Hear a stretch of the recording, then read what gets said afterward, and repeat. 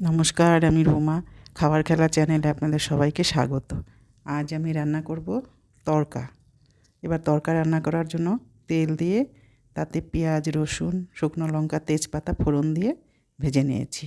আর pressure কুকারে আমি 3টা সিটি দিয়ে তড়কাটা রেখে দিয়েছি। এর মধ্যে দিয়ে দিলাম টমেটো কুচি আর অল্প আদা গ্রেট করে। এবার এগুলো সব একসঙ্গে একটু ভেজে নিব। তড়কাটা আমি নুন দিয়েই সিটি দিয়েছি। এবার এর মধ্যে দিয়ে দিব চিনি, লঙ্কার গুঁড়ো, হলুদ গুঁড়ো। এগুলো একটু ওই তড়কার মধ্যে যে এক্সট্রা জল থাকে তার থেকে একটু দিয়ে মশলাটা গুলে ভেজে নেব। ততক্ষণে টমেটোটাও একটু নরম হয়ে যাবে।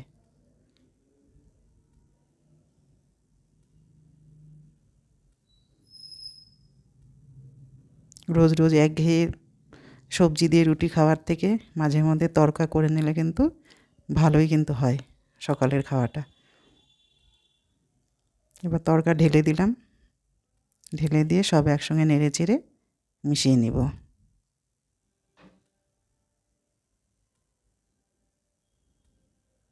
ফুটে আসছে। তড়কাটা একটু ঝোলঝোলই করব।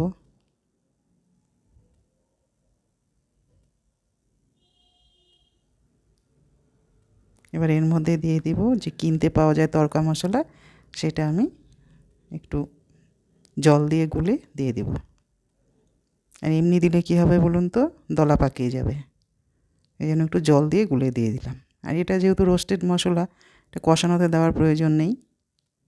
নামানোর আগে দিলে গন্ধটা বেশ ভালো পাওয়া যায়। এবার দিয়ে দিলাম কয়েকটা কাঁচা লঙ্কা আর একটু ধনেপাতা কুচি।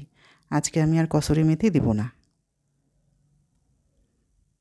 এবার সব নেড়ে চেড়ে নামিয়ে নিব।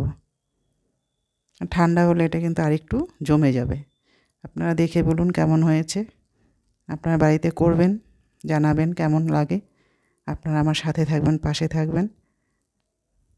আমার ভিডিওটা এখানে শেষ করলাম। কথা হবে পরের ভিডিওতে।